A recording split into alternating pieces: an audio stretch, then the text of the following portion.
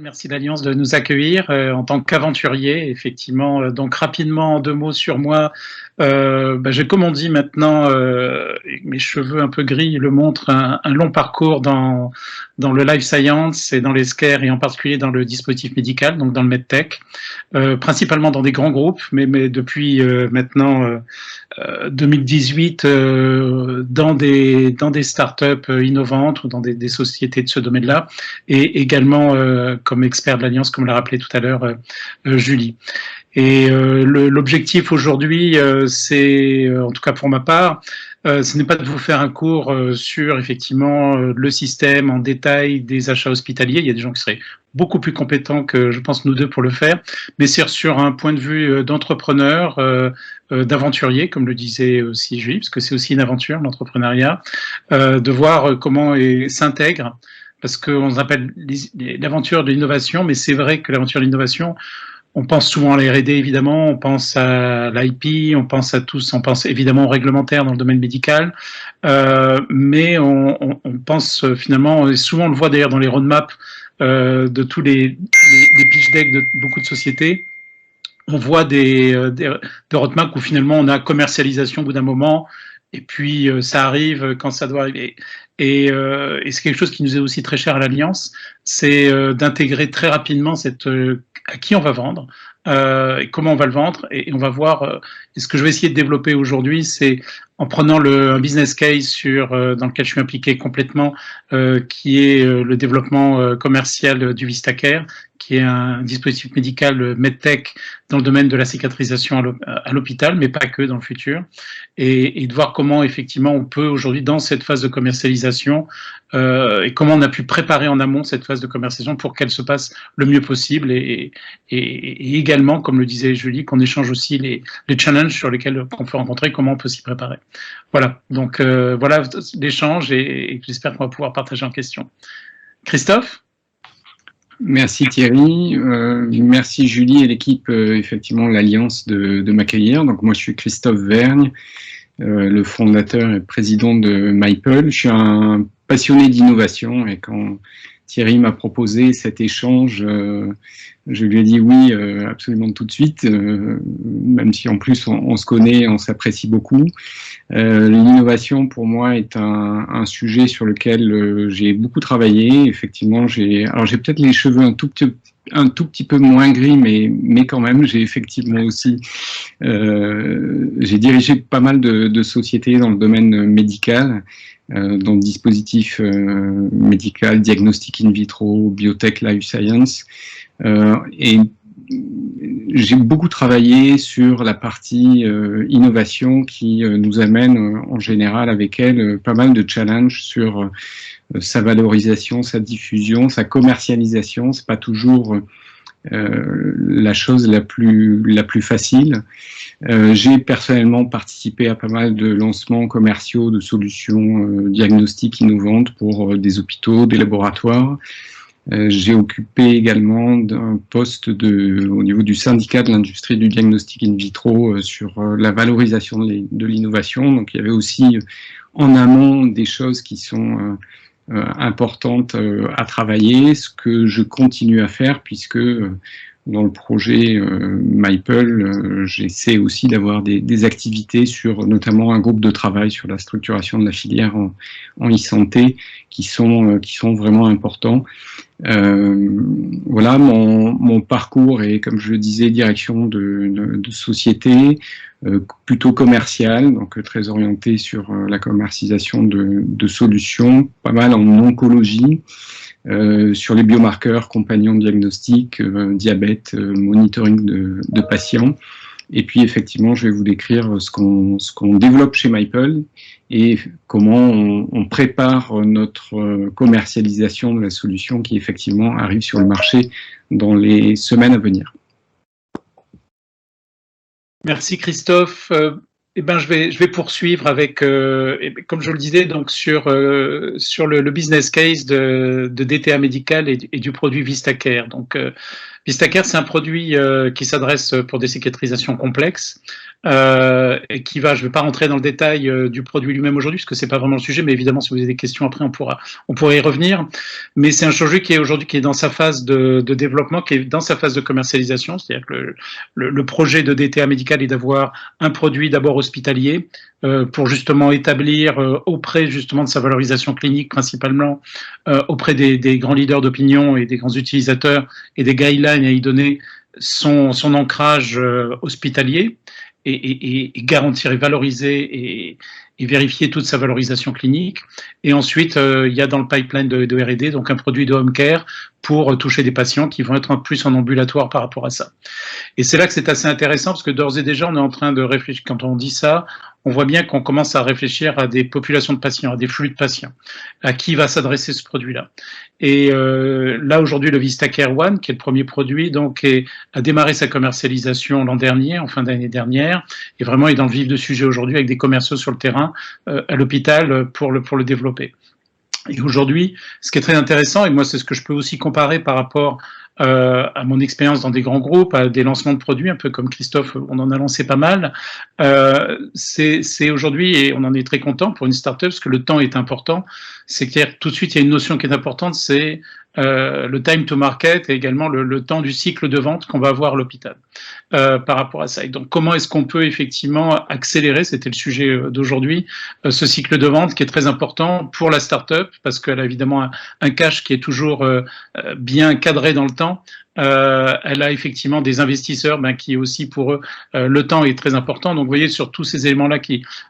dans une startup peut-être encore beaucoup plus que dans un groupe est absolument important. Comment on peut pas, si vous voulez, patiner trop longtemps sur des étapes du cycle de vente. Donc ça veut dire que et aujourd'hui on a déjà un certain nombre de groupements hospitaliers qui ont référencé le dispositif et d'autres qui arrivent. Et tout ça s'est fait finalement en l'espace de quelques mois. Et on a un cycle de vente aujourd'hui pour le VistaCare One qui est autour de entre 3 et 4 mois par rapport à ça, qui est vraiment très rapide par rapport à un dispositif innovant. Alors pourquoi est-ce qu'on est arrivé à faire ça aujourd'hui? C'est pas juste un miracle par rapport à ça. Et on a suivi un certain nombre d'étapes dès le développement du produit,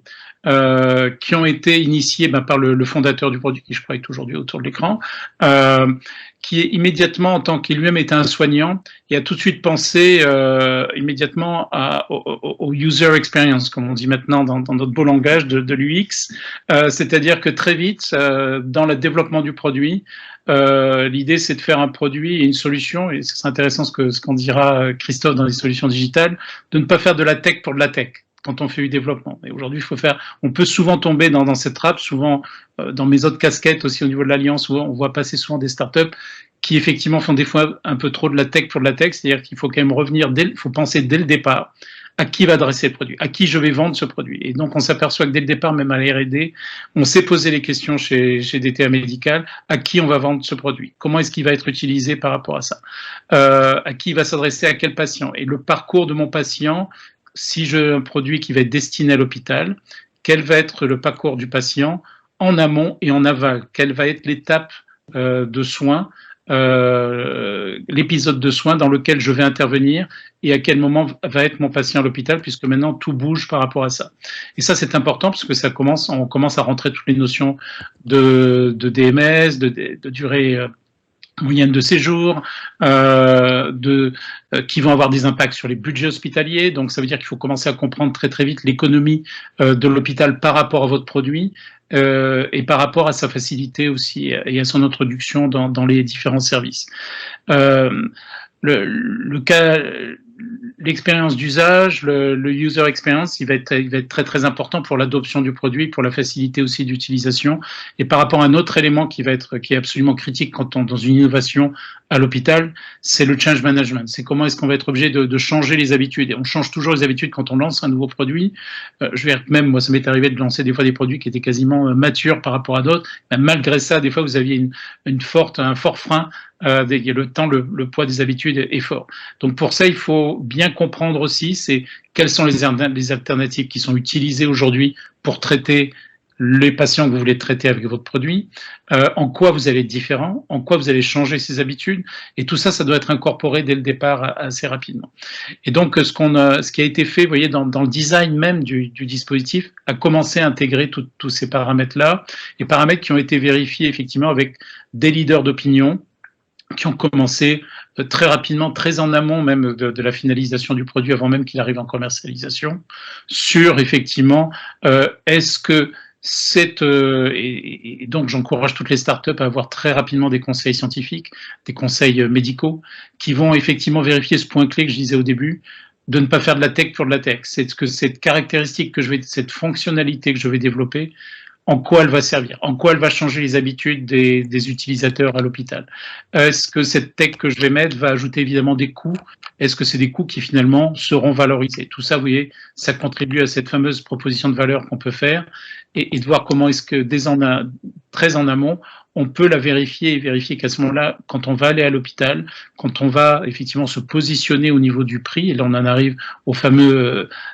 du value pricing, est-ce que notre prix correspond vraiment à la valeur qu'on va donner par rapport effectivement au prix tout ce que je suis en train de vous dire sont des choses très connues, mais souvent ce qu'on s'aperçoit, c'est que souvent des startups qui sont vraiment dans l'innovation sont vraiment ancrées d'abord avec un focus très très fort sur leur technologie, des fois oublient de faire et finalement font un peu à la va-vite quand arrive le moment de commercialisation.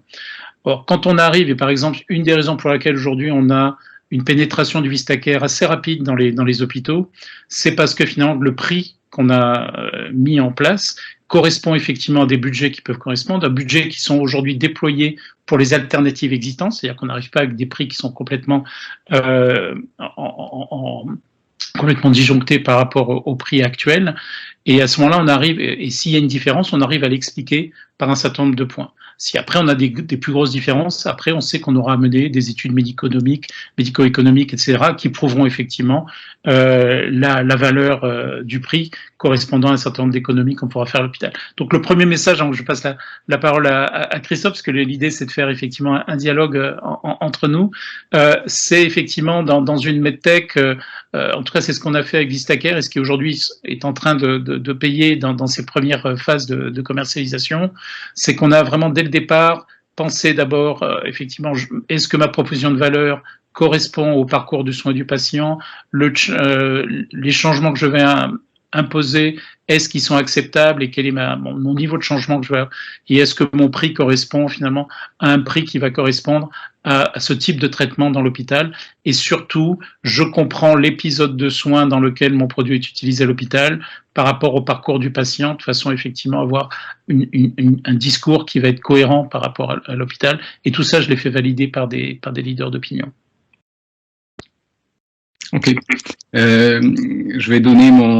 effectivement un retour d'expérience sur l'approche Maple, qui est purement numérique pour le coup, mais finalement, comme tu dis Thierry, on va trouver des similitudes quant à la préparation de la pénétration sur le marché et son succès. Deux mots sur ce qu'on développe, c'est une plateforme logicielle d'aide à la décision en oncologie. Alors aujourd'hui, on a un focus en oncologie, on a vocation à aller sur d'autres maladies, bien évidemment. L'idée est de rassembler autour d'un dashboard, comme si on avait une slide, l'ensemble des données pertinentes du patient pour que on puisse discuter du cas clinique et prendre une décision médicale. Donc c'est un outil d'aide à la décision pour les équipes. Aujourd'hui, on a un focus donc dans l'oncologie sur un moment qui est extrêmement stratégique, qui s'appelle la RCP. Ce sont les réunions de concertation pluridisciplinaires qui rassemblent tous les experts à l'hôpital qui s'occupent de patients. En général, c'est sur un organe donné, donc il y a autant de RCP hebdomadaires qu'il y a d'organes traités dans un hôpital. Donc ça fait beaucoup de réunions. Beaucoup de difficultés pour ces équipes à travailler puisque l'accès aux données est difficile, et donc on amène une solution qui va permettre aux équipes de pouvoir discuter beaucoup plus efficacement du cas patient. Bien évidemment, comme vous pouvez l'imaginer, on soulève tout un tas de difficultés d'accès aux données, de valorisation des données, de choix des données que l'on va sélectionner et montrer, de visualisation de la donnée. Donc on a beaucoup de sujets, mais je voudrais m'arrêter sur 3 éléments qui ont été importants dès le début du projet, en fait. Dès le début du projet, on s'est dit on ne codera strictement rien qui n'ait pas été discuté, validé par un groupe d'utilisateurs, de futurs utilisateurs, donc de médecins. Jusqu'à aujourd'hui, nous avons créé plus de 3 boards médicaux, alors plus récemment internationaux, mais c'est vraiment un élément clé. En fait, c'est de la co-création et je pense que c'est extrêmement important pour préparer la future adoption des utilisateurs. Donc très très tôt dans le projet, on pense à est-ce que le produit sera accepté et comment il peut être accepté en le développant avec eux. Le deuxième élément, c'est un élément qui est extrêmement important. Alors même si on est sur le numérique, il y a le sujet de la sécurité, il y a le sujet RGPD qui sont finalement des sujets extrêmement techniques sur lesquels on n'a pas le choix et donc il faut être parfait de ce côté-là. Par contre, sur tout le côté confiance médicale, c'est-à-dire que les équipes médicales aient confiance dans un outil de ce type, on a besoin de développer ce qu'on appelle des essais cliniques, puisque les solutions qu'on développe sont des dispositifs médicaux. Et ces essais cliniques auront pour vocation d'apporter cette assurance scientifique, cette approche scientifique qu'il faut sur ce type de solution. On l'a commencé très très tôt et à nouveau avec les boards médicaux qu'on avait constitués, on est aujourd'hui à mener 2 essais cliniques, une étude observationnelle sur quelques hôpitaux en région Île-de-France et un essai clinique européen, de dimension européenne. Vous l'avez peut-être vu dans la presse ces dernières semaines, en oncogériatrie, qui va nous permettre de prouver qu'on peut prendre en charge un patient atteint de cancer de manière beaucoup plus efficace en se reposant sur l'utilisation d'un outil numérique. Et enfin, non des moindres, la mesure de l'impact d'une solution numérique qui est extrêmement important et finalement plutôt très difficile à définir, surtout si on a une solution qui a des impacts assez importants et variés et qui va finalement conditionner notre modèle économique. Effectivement, qui seront les utilisateurs, qui seront les acheteurs, peut-être qu'ils seront différents. Donc se poser toutes ces questions et aller les partager et les discuter avec nos futurs clients. Et c'est extrêmement important à faire, on l'a fait dès le début, et ce que je peux vous dire, c'est qu'on a été, moi-même qui ai pas mal d'expérience dans le domaine, assez surpris de la réaction et des réactions différentes qu'on peut avoir par rapport à tel ou tel modèle économique, tel ou tel niveau de prix. Et donc ce sont des choses qui sont extrêmement importantes à mener très très tôt dans le projet pour effectivement valider un modèle économique, valider un niveau de prix, et même si ça a vocation à évoluer avec le temps, ce qui sera le cas de notre solution, puisqu'avec le temps, elle va s'automatiser, donc elle va évoluer, c'est extrêmement important de bien comprendre ce qu'il faut faire et de commencer par cette étape pour ensuite faire évoluer le produit, la solution et le modèle économique qui va avec. Je pense qu'on a le temps avance et peut-être que on peut passer aux questions éventuellement. On a encore un peu de temps, je pense, avant les questions. Je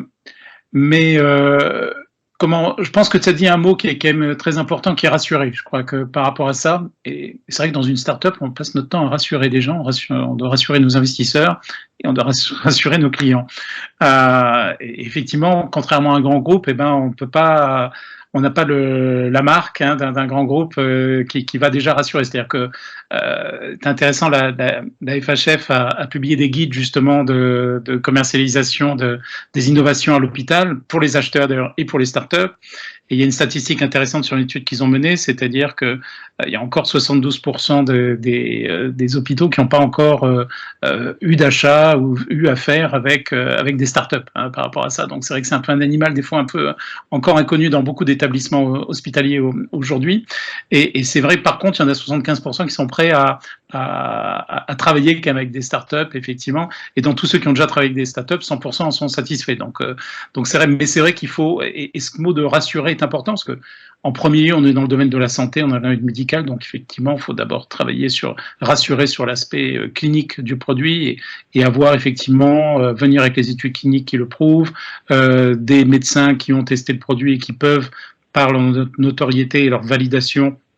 ça dans les conseils scientifiques, valider effectivement toutes les offres et tous les argumentaires qu'on peut donner autour d'un produit, ça c'est important. Et je dirais que ce qui est aussi, c'est l'attitude qu'on doit avoir quand on approche un hôpital. C'est vrai que on a souvent, alors c'est un mot galvaudé de partenariat, mais c'est vrai on peut essayer d'en trouver un autre plus intelligent. Mais l'idée, c'est effectivement d'arriver de dire voilà, j'ai quelque chose de nouveau. C'est ce que je disais un peu tout à l'heure. Là aussi, le côté de rassurant est important, c'est dire je vais pas chambouler toutes vos habitudes. Voilà. Un épisode de soins sur lequel je pense que j'ai un avantage. Mes études cliniques donnent ça. Un certain nombre de médecins ou de papiers ou de publications, quand ça a pu être le cas, ou d'interventions dans des congrès, le montrent. Et j'ai le modèle économique, comme tu le disais, Christophe, est important. Il faut en parler dès le début par rapport à ça. Et ça veut dire qu'effectivement, l'approche commerciale, que ce soit les commerciaux de la société ou les marketeurs ou les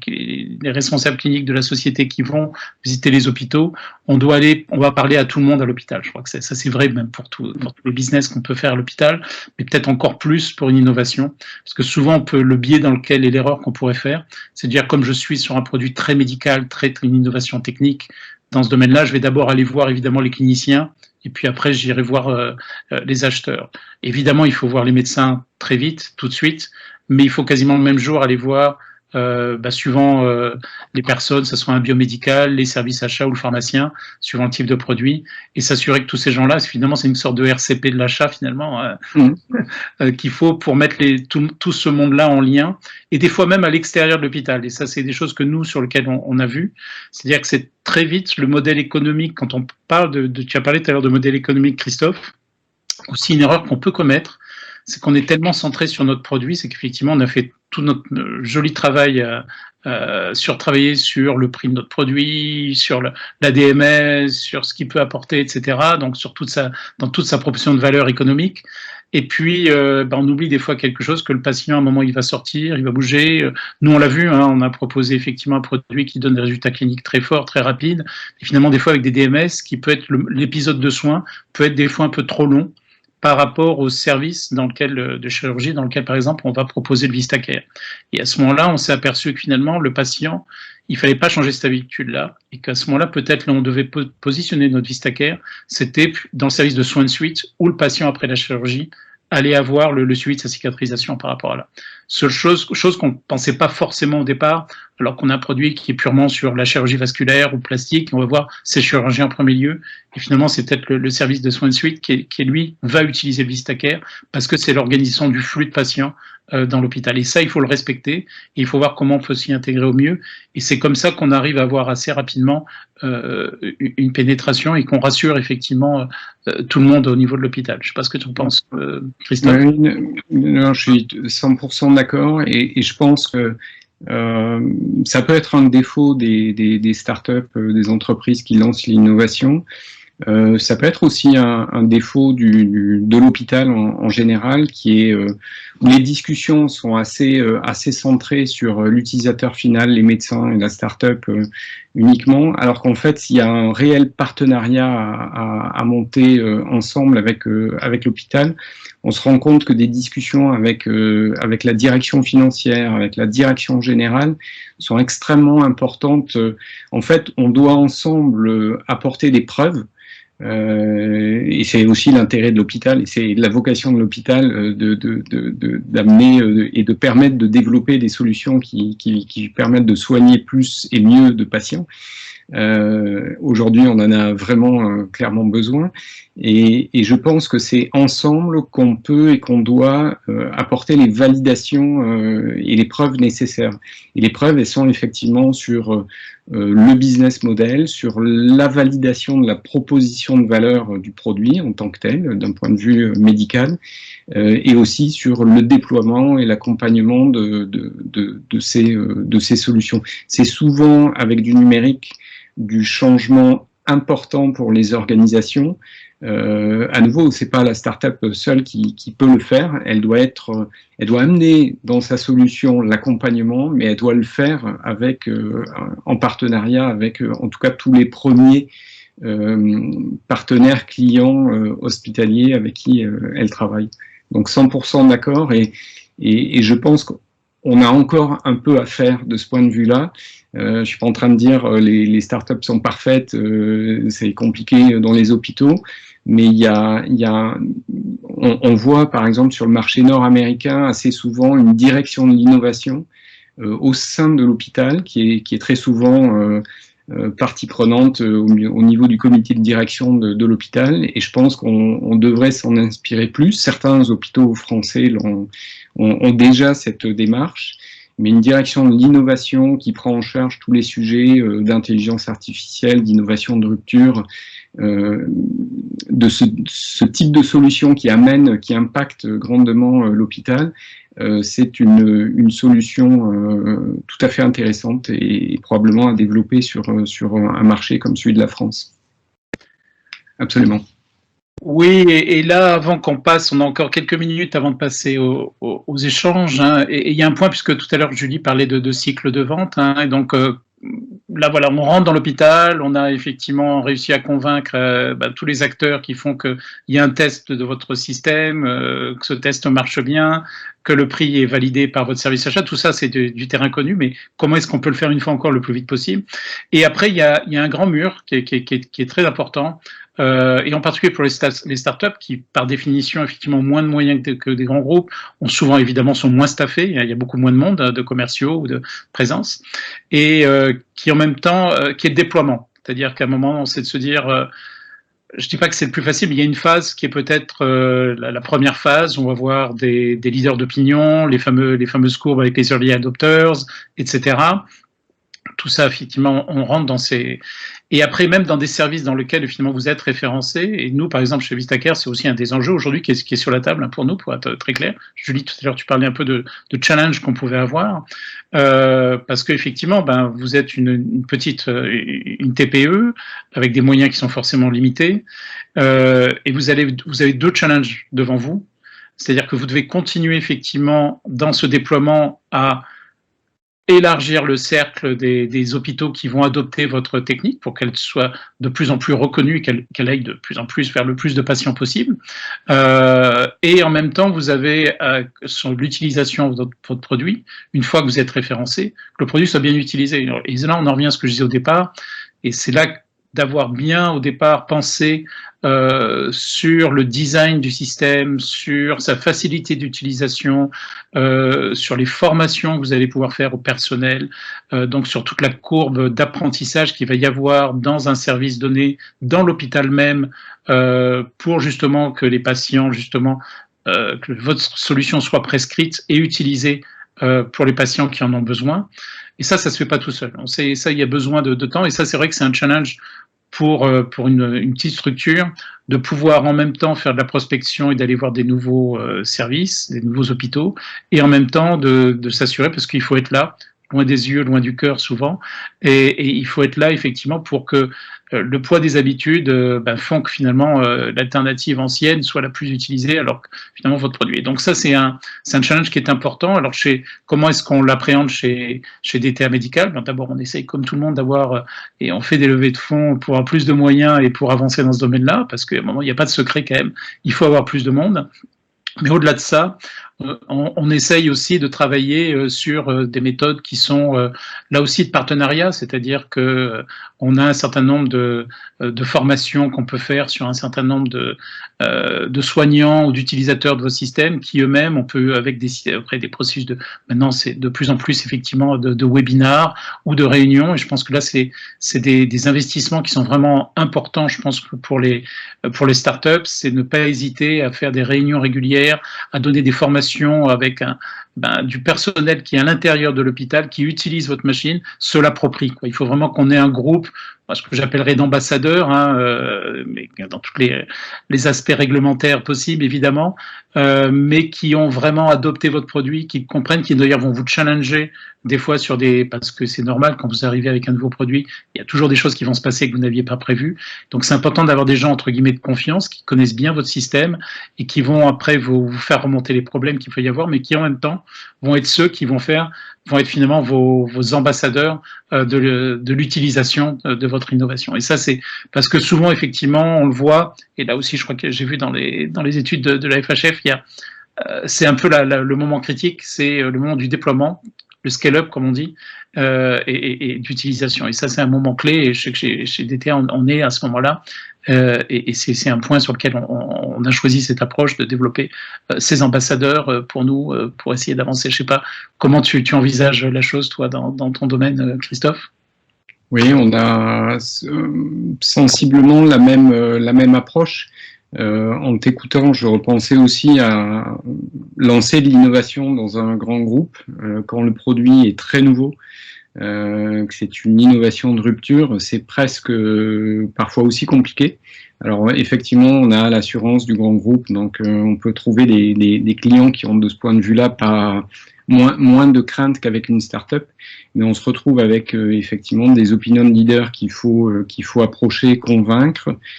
qui vont tester effectivement comme avec une start-up et qui seront les meilleurs ambassadeurs ensuite.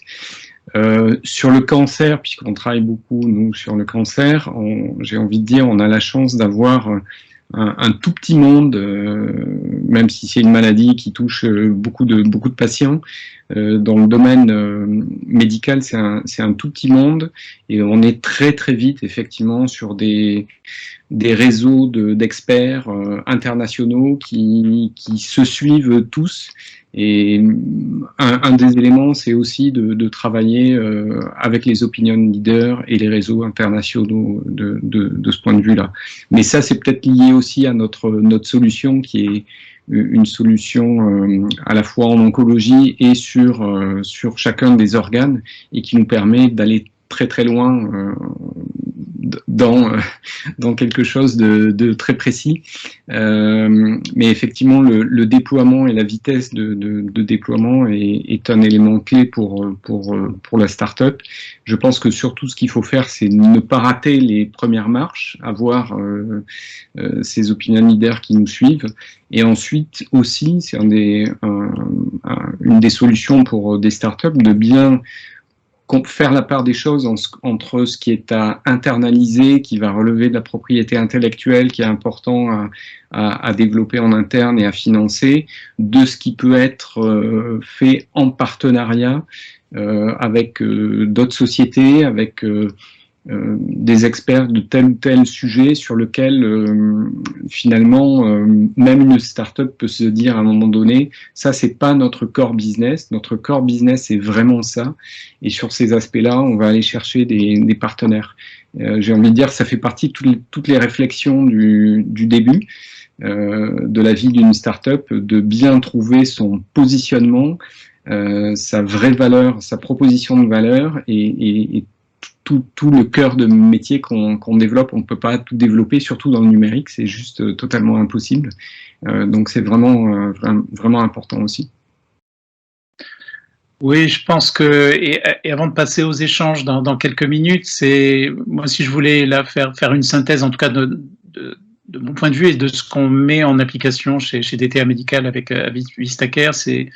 de se poser à tout moment, et dès le départ, ça a été le cas, et je vois que toi aussi c'est pareil, c'est des questions qui paraissent une évidence, mais quand on est les mains dans le moteur dans une start-up avec des milliards de choses à faire tous les jours, et souvent de l'innovation, on est dans le développement d'abord, la R&D, etc. C'est à qui je vais vendre, hein, qui sont mes clients. Les clients, c'est avec un S, hein, donc c'est pas uniquement les médecins, c'est pas uniquement le spécialiste de la spécialité thérapeutique avec laquelle je vais m'adresser. Ça va être aussi évidemment le régulateur, hein, qui à un moment donné, ça c'est aussi pour moi un client, hein, qui va effectivement donner un cadre réglementaire à mon produit. Ça va être évidemment tous les intermédiaires dans toute la chaîne de soins. Et donc ça veut dire qu'il faut,